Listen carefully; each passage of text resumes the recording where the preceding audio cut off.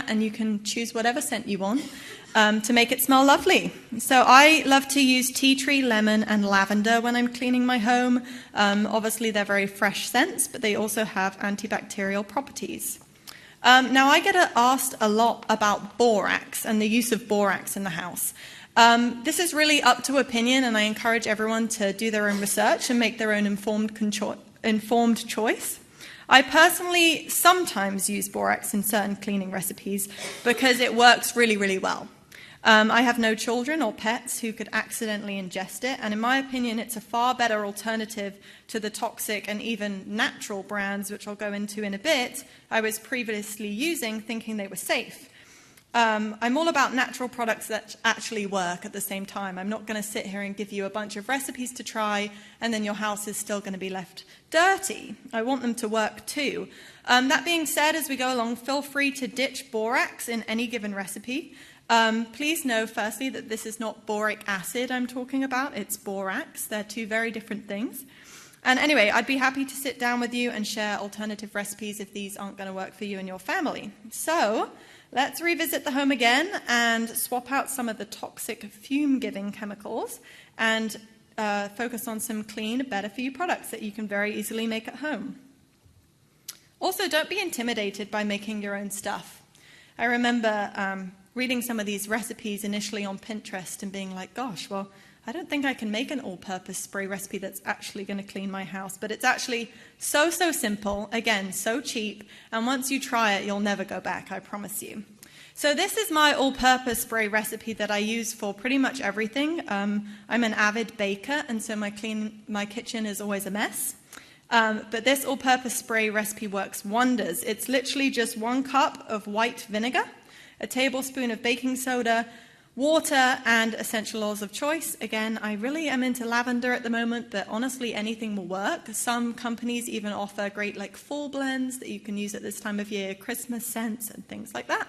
But basically, all you do is add everything to a spray bottle and shake it to combine. You can buy some really awesome glass bottles off Amazon, and they're very affordable, and they're on Prime, so they'll come to your house tomorrow if you want. Baking soda can also be used for just a ton of different things. You can remove marks from your walls by wiping just a damp sponge dipped in baking soda. When Billy was really severe as a kid, our walls were constantly covered in everything, all sorts of things that you don't even want to know. But this worked every time without us having to resort to toxic chemicals. Washing your windows, you can just mix water and vinegar in a 1-to-1 ratio, spray it on your windows, and use a microfiber cloth to clean it. Again, I've talked about the dirty loos, but you can just pour in some white vinegar and some baking soda if you want, and it helps to kill bacteria and eliminate odors. The laundry room, which is my favorite room of the house, but it used to be a very toxic one until I changed some things up. Laundry detergent, and this is one that's very personal to people. I feel like people are very fussy about how their clothes smell and if they're soft and if they're clean. But this has worked for me for years without fail. So my recipe is 2/3 cup of organic washing soda. Some people actually haven't heard of this. You can buy it off Amazon. Again, really, really affordable, super clean ingredients and totally organic, which is very important to me. Baking soda, Castile soap, water, and if you're anything like me, you want your clothes to smell nice, so you can add a few drops of essential oil and play around with different smells and scents that work for you and your family. Some people are sensitive to essential oil, so bear that in mind. But basically, bring the water to a boil, pour the washing soda in, and then stir in the boiling water until it's completely dissolved, the washing soda. Then you add your baking soda a little bit at a time and your Castile soap. Put it in add all the remaining water and then cool it and store it in a glass jar. You can just keep it in your laundry room in a cupboard, and then whenever you're ready to go, just shake it and pour it in the little laundry detergent section or just in with the clothes, and then it's honestly as easy as that. It's really, really simple, and definitely give it a try because, as we learned, the typical detergents are extremely toxic to health. Fabric softener. Again, this is another thing that for ages I just couldn't give it up, and it's one of the most toxic things in the house. So I was very surprised when you just all you need to do to make your clothes soft is add some vinegar to the fabric softener section and then add baking soda, which lowers the pH of the water and keeps your clothes nice and soft. Again, you can add some essential oils to add a little bit of scent in there. And then my favorite one, which I found more recently, I don't think they even have dryer sheets that much in the UK, so I wasn't familiar with them until I came to America. But everyone was using them, and I was like, well, I can't use them because they're hugely toxic. But it's a great way to reuse old clothes. You can cut up scraps of T-shirts and anything else that you're not using. Basically, in a big cup, mix some white vinegar and essential oils, whatever you fancy your clothes to smell like. Cut up and fold your old T-shirts or any scraps that you have laying around and place them in a large mason jar, and then you just pour a little bit of this vinegar and essential oil mixture over until they're lightly damp, and then just throw them in with in the drying machine with your clothes. And then also dryer balls. I'm sure people are very familiar with them. They're getting more and more popular, which is awesome. You can even buy them at like TJ Maxx or Target and places like that. But wool dryer balls help to remove the static cling, and they also shorten the time it takes to do a load of laundry. So that's always good. So that's my laundry room nowadays. Air fresheners is another huge one that I struggled to give up. You can make your homemade Febreze. My fiance, Max, he loved Febreze for ages when I met him. He refused to give it up. He has a new truck, and so he was constantly spraying Febreze in it to make it all nice and smell good. But to me, it was just toxic chemicals in a little truck. But anyway, I got him to make his homemade Febreze, and honestly, if he'll do it, anyone will fall in love with this recipe. But it's very easy. Again, just get yourself a glass spray bottle, put in a tablespoon of baking soda, 2 cups of water, and 10 drops of whatever essential oil you want your car or home to smell like. Mix them all together, and then you can just spritz away, and it naturally deodorizes the air and smells good without breathing in all those nasty fragrances. Beeswax candles have been another game changer for me. So you can definitely make your own beeswax candles, but honestly, I've never done that before. I'm a little too lazy to make my own candles, but I urge you, if you want to, there's a ton of different recipes on Pinterest and on Google that you can find, and if you do, let me know and I'll buy some off you. But I buy loads and loads of beeswax votives off Amazon, again for a great price, and they last me forever. My house is literally littered with them, and it's beautiful. And also they just release a natural honey scent into the air. And they also release negative ions in the air, which can help bind to toxins and actually remove them from the air, which is great. Essential oils in diffusers. This is, again, something that's becoming very, very popular. They can be a great alternative to chemical air fresheners, but as with anything, essential oils can actually be harmful if a person has prolonged exposure, and some people are very sensitive to certain oils. So it's extremely important to use pure therapeutic grade essential oils, not just ones from your local grocery store, which often contain additives and are from sprayed crops. So find a good source. I love, personally, plant therapy is a great one for me as someone on a budget, a young person. They're very affordable and also that high quality, so I highly recommend them. Store-bought brands. So this is something that really annoyed me. I only found this out about a year ago, but I was using some of these brands that I now avoid, thinking that I was doing the right thing, choosing something that's toxin-free and safe, and actually they're really, really expensive too. So be aware of greenwashing. It's a real thing. As more and more people are involved and interested in holistic health and natural products, more and more companies are bringing out products that are marketed directly to us.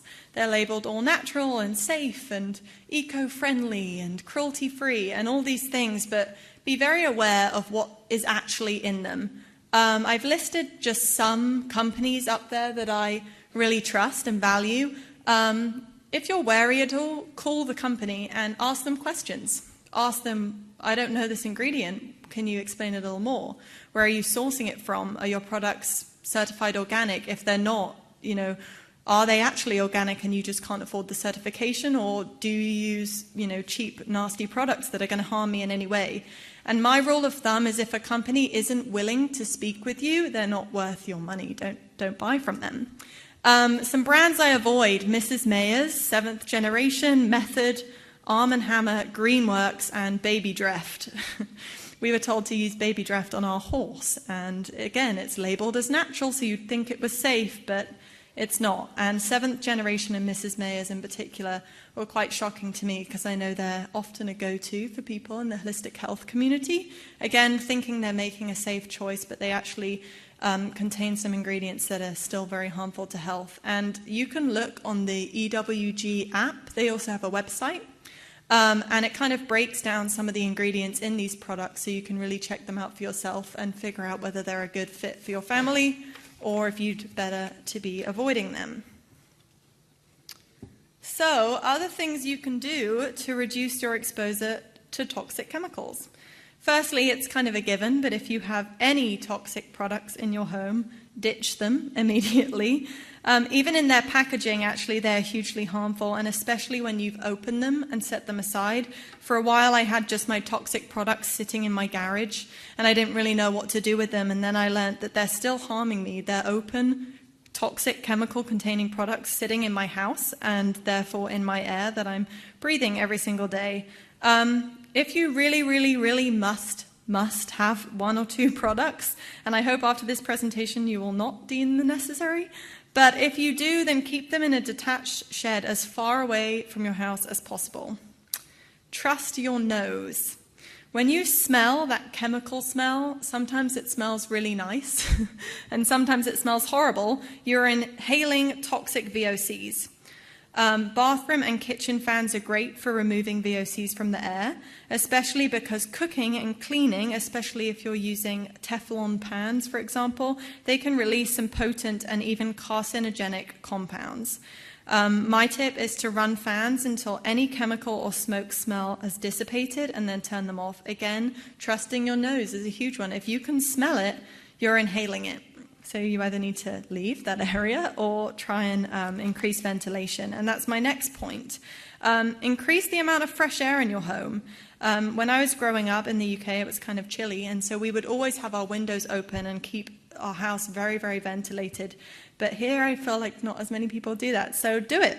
It will help reduce the concentration of VOCs indoors. Obviously, you can increase ventilation by opening doors and windows.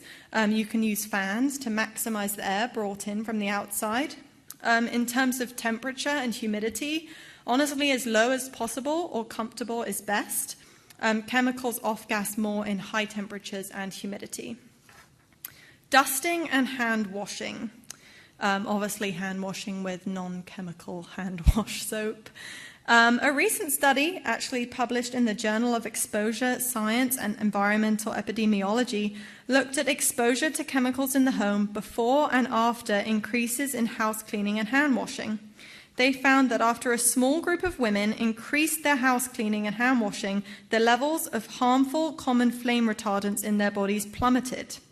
Researchers believe that household dust is the primary way most people are exposed to flame retardants, which leach out of products into the environment. Furthermore, a lot of the dust enters our bodies when we put our hands to our mouth, leaving children in particular most susceptible. One week of increased hand washing or targeted house cleaning is enough, in some cases, to reduce exposure to flame retardants by half, the authors wrote. I found this study only recently, and I found it very interesting. It's a very simple thing that some people look over, but it can reduce exposure to flame retardants by half, which is quite a significant amount in my opinion. Purifying the air with houseplants. Some of my favorite houseplants for purifying the air in your home are bamboo plants, which are effective at removing chemical contaminants from the air like formaldehyde and benzene. The rubber plant is especially effective for removing formaldehyde from indoor air. The dwarf date palm is one of the most effective palms for removing indoor air pollution, especially xylene, which is found in solvents and paint thinner. And philodendrons are one of the best houseplants overall for purifying indoor air, plus they're hardy and they require little upkeep. And if you're anything like me, I have a horrible tendency to kill my houseplants. I hate to say it. But yeah, they're very easy to keep in the house. They look pretty too, and they purify your air at the same time. But make sure, as with anything, to research and check out any plant before bringing it into your home, especially if you have children and pets who may eat it or anything like that. Himalayan salt lamps. Himalayan salt lamps actually work to purify the air. When they're lit, the lamp emits negative ions that fight against positively charged particles that cause you to feel that stuffy and sluggish, just kind of yucky feeling.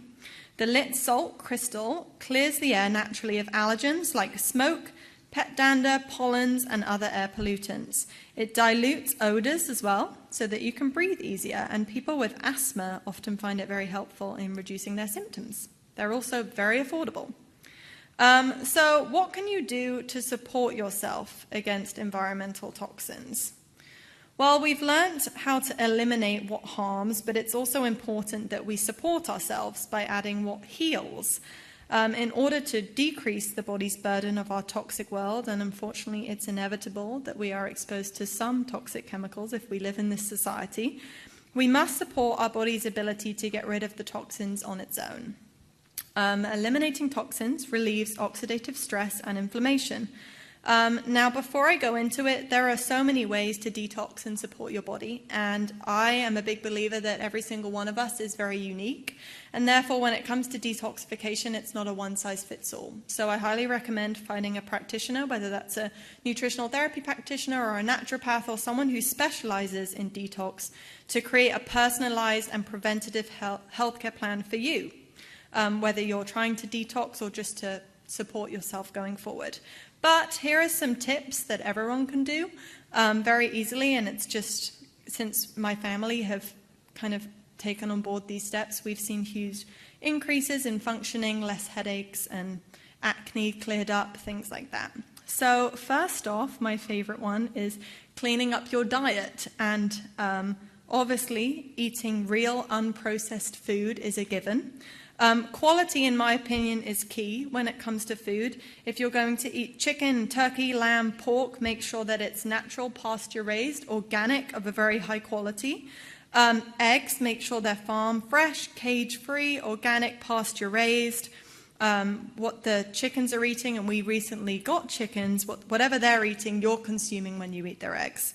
If you're buying fish, salmon and fish, make sure it's wild caught. Avoid the farm-raised junk.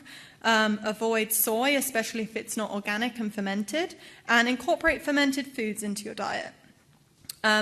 Organic, it's so important. When we buy organic food, we reduce our exposure to pesticides and herbicides.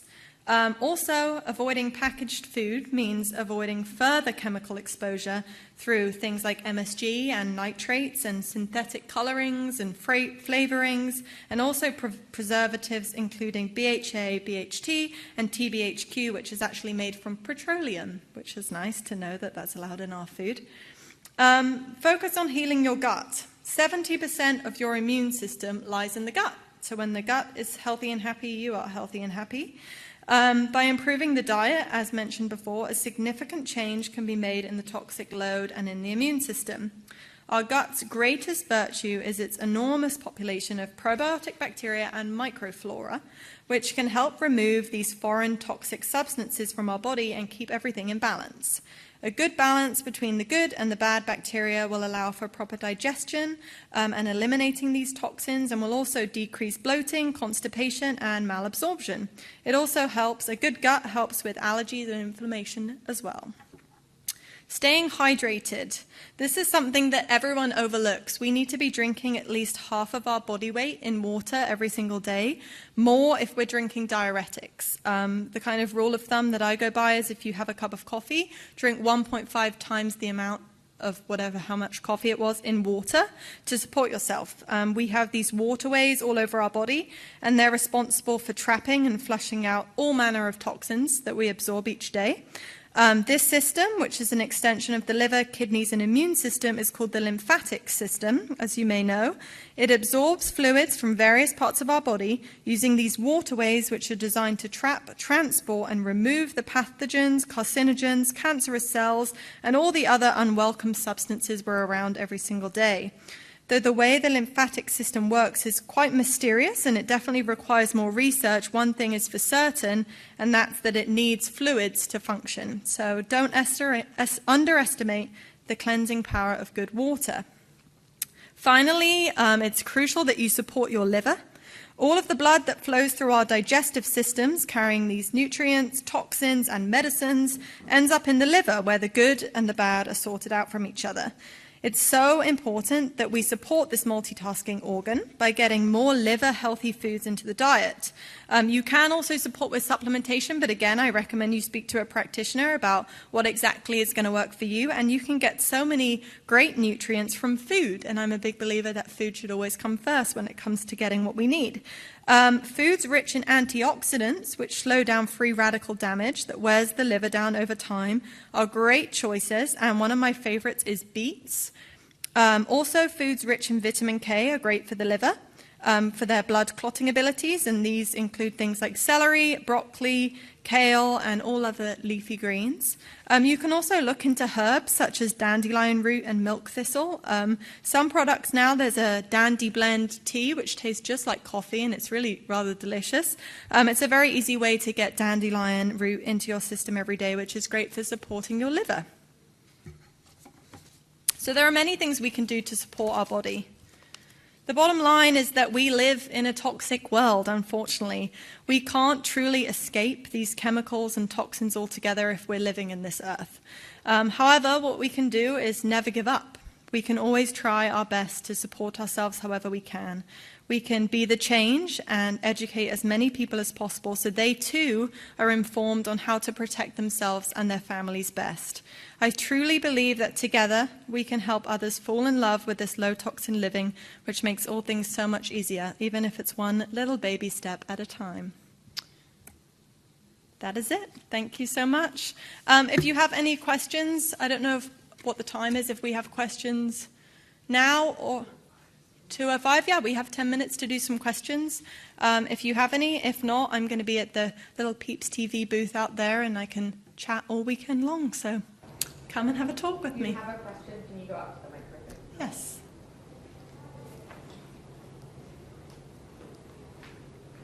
Two questions. First Okay. one is, you mentioned paraffin wax in the candles. Yes. So in the nail salons, you go in and you get the paraffin wax dip. Right. But you said it was the burning of the paraffin wax. So is the dip is toxic as well? Well, firstly, I mean, you can walk into a nail salon and you immediately get this extreme woof of whatever on earth is in there. Nail salons in general are a toxic hellhole. My thing is everything in moderation. There are some great non-toxic alternatives to nail polish that you can try out there. But honestly, in my opinion, they don't always work the best. So right now my nails are empty. I'm getting married in 2 weeks, and so I am going to go to the nail salon and wear a little mask. But in general, yes, I recommend just avoiding them altogether. There's so many toxic chemicals in the nail salon that it's best to just avoid it. And if you do go, maybe try bringing the non-toxic paint. For me, I think it may be a problem that I just don't know how to paint my nails myself. So bring them the non-toxic polish and see what they can do. But yeah, I highly avoid any of that glue or the paraffin on there, which is still heated, I think, and under the UV lights and things. So I think it's just best to avoid it altogether, in my opinion. But again, everything in moderation. And my second question is the magic erasers, Mr. Clean magic What's erasers. that? They're the little white pads that you can get like crayon off the wall or off your couch. I've used it to get up. I don't know what's in those things. I have no idea. If I'm honest, I don't know what that is. Okay. But is it a standard product that you can buy? Well, then I'm guessing if it's a standard product that's sold in stores and it's dry and can get stuff off the walls, then there's probably. Well, personally, I've never heard of it, and I think if it has that power to get things off the wall and it's a dry cloth, there's definitely something in there. Okay, then absolutely I would avoid that. I think with anything, and there are more and more new products, and they even I don't know that product, but they may even market it as, this is so healthy. You don't have to use any of these spray chemicals on there. You can literally just dip it in water and wipe it on the wall, and that's great. But I think lots of people, sadly, will buy into that. But I think it's so important for us not to get lazy, not fall into the marketing trap and pick up every single product if we're not making it ourselves, and read through every ingredient. And if there is an ingredient on there that's very long and complicated, look it up, do some research. Honestly, even if you don't want to use the EWG app and it's not always reliable, just type that ingredient into Google Scholar, and have a look at all the different studies that I'm sure have been done linking it to all sorts of scary diseases. Yeah, you're welcome. Any others? Nope. Well, thank you so much for coming and listening to me. I hope that you learned something. And again, I'll be outside of the Peeps TV booth all weekend. And I'm also doing another talk at 6 about toxin-free living on a budget, which is very important to me, being a young, just out of college person. It's at 5 o'clock, not 6. Sorry, 5 o'clock. Thanks, Christine. Thank you.